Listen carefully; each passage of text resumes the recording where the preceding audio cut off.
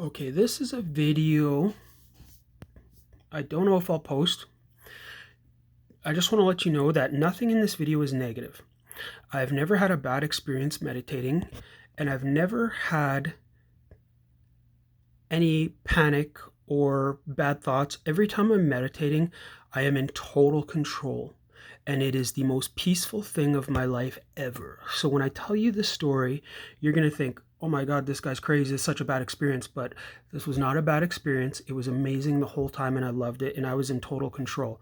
So my other videos, I'm telling you the wonders of meditation. In this video, I'm going to tell you I tried to hijack a breakthrough method because I'm always trying new things. So I'm like, I tell you guys you need to cross over the life and death. You don't need to, but one of the easiest way to have breakthroughs is to cross over the life and death boundary.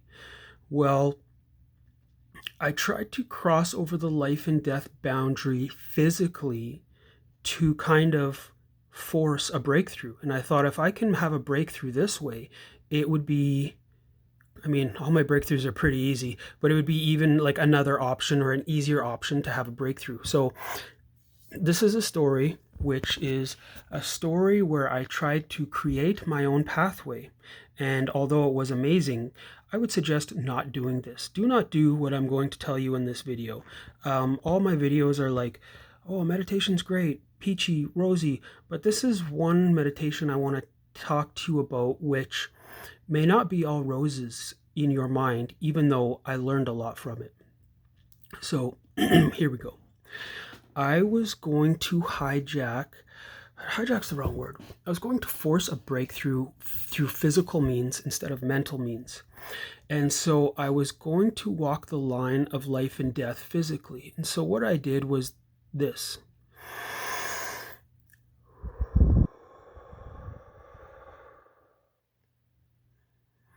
I exhaled a beautiful exhale. And I wouldn't allow my body to take in a breath. So if essentially I was depriving my body of oxygen to try force a breakthrough. I don't recommend this. My body started jerking because it wanted to breathe. I wouldn't let it breathe. Then I went into convulsions. I had two convulsions. The convulsion was like in the deepest pit of my stomach. And then my body convulsed just because of that convulsion. And I only convulsed like twice. And my mind was completely at peace this whole time. Not a second of panic. You have to understand this. And I still wouldn't allow my body to breathe because I hadn't had a breakthrough yet. And then in my meditation, everything went 50% darker, 50% dimmer in my meditation. And I could tell that my body was going into like a pre-death mode. And so I thought to myself, I'm like, okay, you tried a new technique. You haven't had a breakthrough yet, which usually is like an explosion of light. I haven't had a breakthrough yet, so this technique didn't work. So I allowed myself to breathe. And then I went back to meditating normally. So I tried a physical hijack way to force a breakthrough. Didn't happen. Whatever, it was stupid. And then I went back to meditating my normal way without being on a set path. I was trying to like go down a path I wanted to go down. And so I was trying to create a sub pocket of reality. Essentially, I was trying to escape the matrix. So what I was trying to do was essentially have my body in this reality, like talking to family, enjoying life in this reality. But I wanted my spirit to be meditating above me within this reality. So essentially I was trying to find a way in which I could meditate for 24 hours a day, but still my physical body and physical brain could be doing my regular life, family and work and all that. And so I was trying to escape the matrix. And I did. But I did it with an unintended consequence. I made myself schizophrenic only for like an hour or two. I'm actually going to tell you how you can make yourself go crazy. I actually enjoy being crazy. I've gone crazy 3 times in my life willingly, and I actually enjoyed them all. It's kind of nice just to like let loose and go crazy for a while and then come back after a meditation. And so I'm also going to talk about insanity and how to make a sane an insane person sane and what insanity looks like. I actually want to make a painting of what our conscious reality looks like and where an insane person is in that conscious reality and how to bring them back. I'm going to tell you 2 different ways to make an insane person sane. Okay, but where was I? Okay, so how to make yourself schizophrenic or insane. So I was trying to escape reality. And what I did was I reversed intention. So when you reverse intention, I thought, what does everybody do in this reality? Our brain has a thought, and then our body reacts to that thought and does the movement. So what I'm going to do is I'm going to reverse intention of every thought. And so I pictured myself sitting on my couch, and I pictured myself having a thought saying, go touch the door handle. And so your brain has a thought. And then, oh, I think my dog has to go out. Okay, so when you have a thought, your brain has a thought. And then the brain sends the signal to your body to carry out that thought. But between your brain having that thought and the signal being sent to your body to carry out that thought, there's a sliver between those two, and we're going to call that a sliver of space-time, because I don't know what to call it. But that sliver of space-time is intention. So between the thought of your brain and it sending the signal to your body to carry out that thought, there's a sliver of intention between those two. So what I was doing was I was intentionally having thoughts, and then I would reverse the intention when my body put that thought out there. So what I was doing was everything we do in this reality, I was reversing the intention of our natural habits.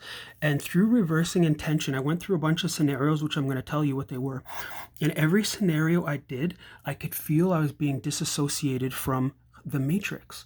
And I thought, I'm like, oh my God, this is working. I have found a way to step outside the matrix, which nobody has found before. And I did do that. I got outside the matrix, but I wanted to step outside the matrix with my normal consciousness, my normal sanity. But the way that this technique worked was I ended up making myself schizophrenic. So how do I know I was schizophrenic? Okay, so I had auditory hallucinations. These auditory hallucinations were, I would say, 3 to 5 times louder than the ambient sound. And when a sane person hears sound, it comes from your environment. It comes from the outside into your ear, into your head. Well, when an insane person hears sound, an auditory hallucination, it comes from inside your head to your ear and shoots out. And I mean, keep in mind, I enjoyed every part of this experience. The sound was like, it was so loud and so crisp. When I had my auditory hallucination, I was so impressed with the clarity and the loudness of the sound. It was unbelievably amazing. And okay, I had auditory hallucinations. Oh yeah, I had people pulling on me. So I could feel a hand on my collarbone doing this. Every 30 seconds to a minute, I felt a hand on my collarbone doing this. And also every 30 seconds to a minute, I felt that. I felt somebody pinching. Mostly it was like the outside of my forearm, but I felt somebody going like this and pinching on my skin. And it was always on my left side of my body, and it was my forearm, but sometimes it was on my ribs. So every 30 to 60 seconds, I could feel this, and I could feel someone pinching my skin as real as if you were doing it. So I had auditory hallucinations. I don't know what those are called, physical hallucinations. And my mind. My mind was psychotic, which I've had before, but this was different. That's why I think this was like, I made myself schizophrenic, and that's how I got away from reality. So my mind, when you're insane, there's no peace, even with your eyes closed. So when you close your eyes, it's like a big open void of cloudiness, uncertainty, and chaos. So when a sane person closes their eyes, you close your eyes, you have boundaries of your consciousness right here. So you have boundaries of your consciousness. So when you close your eyes, you're at peace, and you're like, this is my consciousness. I am Jason. There's boundaries. But when an insane person closes their eyes, there is no boundaries to their consciousness. It's just it's almost more uncomfortable to have your eyes closed than to have your eyes open. Um, so once I realized I was schizophrenic, um, I was like, okay, well, it worked. I escaped reality, but I made myself schizophrenic, and that wasn't what I intended to do. Um, so I enjoyed the whole process. But then, in order to get my sanity back, my brain, I just did what I teach you guys to do on how to have breakthroughs. I just meditated and I used the mantra, um, thoughts don't exist, exist without thoughts. Thoughts don't exist, exist without thoughts. Thoughts don't exist, exist without thoughts. And I just focused on that mantra, I'm going to call it a mantra, and just saying that over and over and over again. And all the schizophrenic thoughts and all the pinching and all the schizophrenic, the auditory hallucinations, like I could tell it was still trying to like attack my brain because it was like there. But as long as I focused on that mantra, they just got lighter, lighter, lighter, lighter, lighter, lighter, lighter, and then finally they were gone. I could actually still feel the pinching for like maybe an hour or an hour and a half after I finished meditating. But my sanity and my brain had come back completely. Okay, so now I'm going to tell you the techniques I used, the scenarios I used in order to escape reality, in order to reverse intention. So I was focusing in my meditation. I pictured myself sitting on my couch, and I pictured myself looking at my front door, and my brain told myself, go open the door, like touch the door handle, turn the door handle.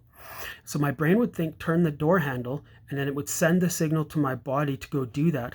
But instead, I would catch that signal before that signal would actually go from your brain to, I guess, your body. I would reverse intention, and I would reverse that intention, and I would not open the door handle. So my brain was telling me to open the door handle, but I would reverse the intention to not open the door handle.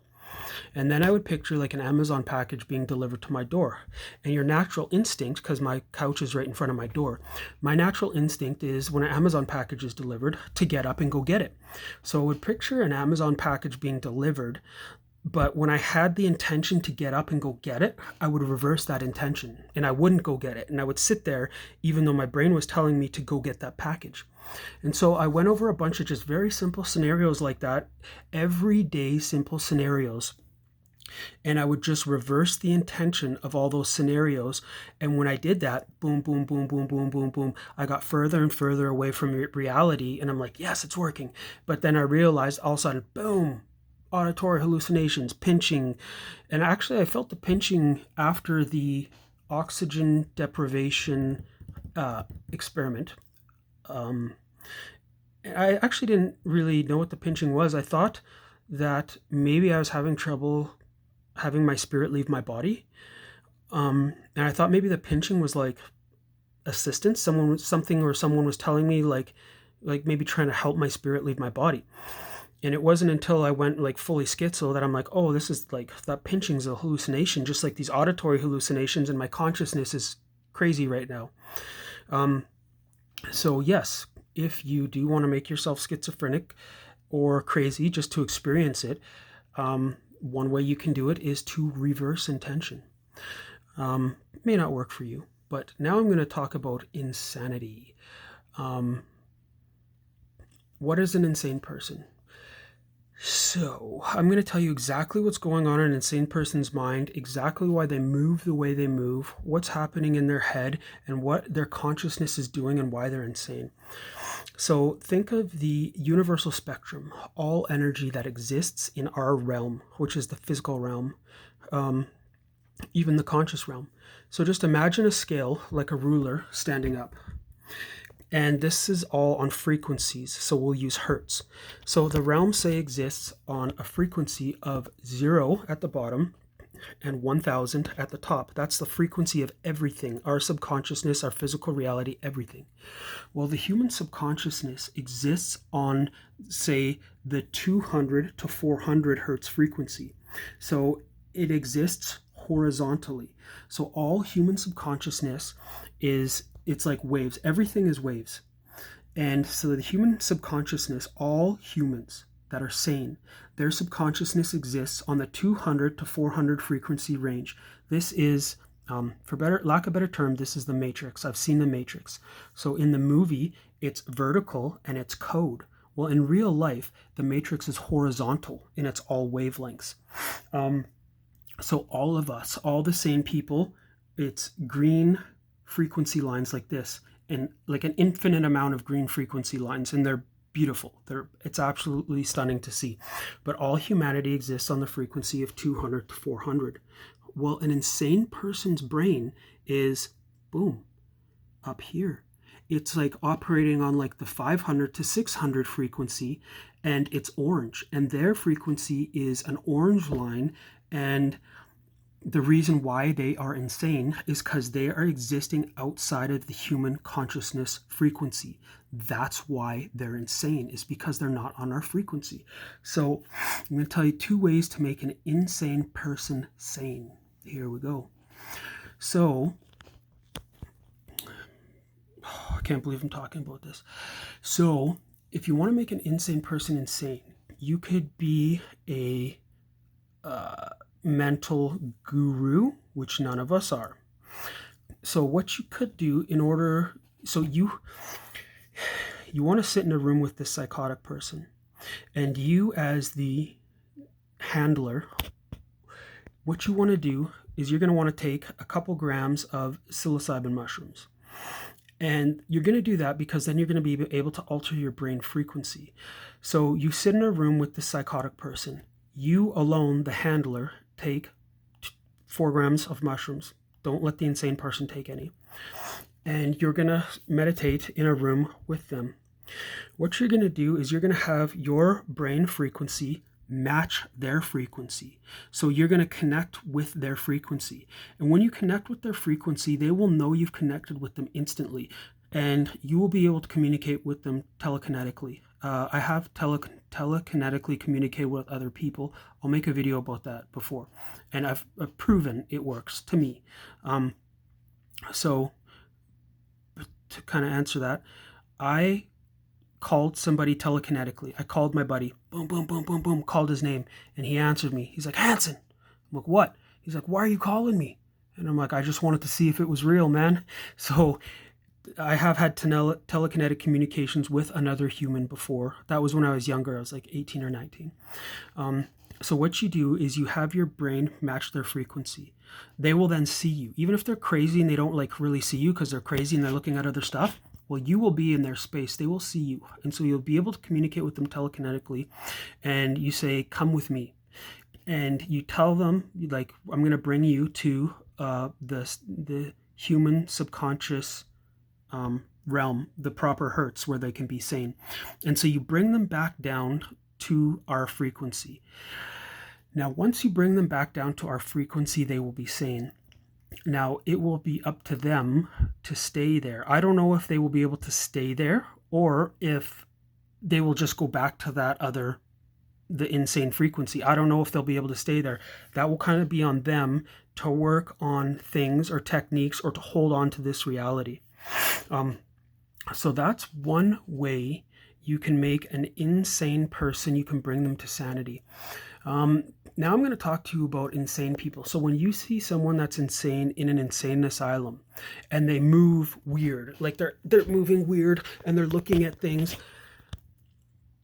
what they're doing is they are reversing intention in their brain.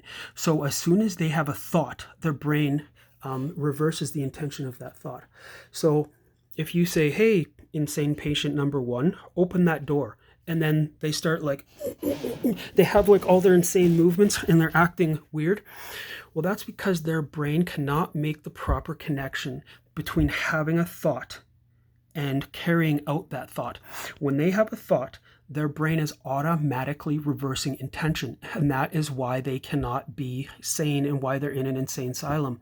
So if I had an insane person like that in my life, and they could understand me, like they were sane enough that they could maybe hear the words I'm saying, I would tell them, like, your brain is reversing intention. So if you had someone like that in your family, you would say, I'm going to go over some exercises with you to give you the proper intention. And you need to make their brain go on the pathway where they have the intention that a sane person has. So I would use the door handle example. You would say, I want you to open this door. And it has to have a door handle, not a door button. I mean, probably wouldn't matter, but make it a turning one. And if they can open that door, it's like, okay, at least they have that pathway from thought to intention, and that pathway is connected properly. But if they can't open that door handle, now you know where you can work with them. You need to ask them to open the door handle if they're going to have the thought. And then you may even have to grab their hand or explain to them, I need you to do this. I need you to turn the door handle. I need you to open it. And just practicing open up a door handle until they're comfortable opening up that door handle. And once they secure a pathway where their intention is normal, like ours, then you could work onto some other things. And I think creating pathways of the proper intention is the way that you can bring, or at least help, an insane person become sane. So if you are schizophrenic or insane right now, I would tell you to do what I do to become sane, which is just sit there and meditate and only say that one saying, exist without thought, thoughts do not exist. Exist without thought, thoughts do not exist. And just say that for as long as you need to, like an hour, 2 hours, 3 hours, 4 hours. Just sit in a meditative pose and just say that mantra over and over and over again. Don't think about anything else. And hopefully your schizophrenia or your insanity will get lighter and lighter and lighter, because it won't be able to penetrate you, because you will be just focusing on that mantra. So is it going to work? Who knows? Maybe I'm the insane one. But yeah, food for thought.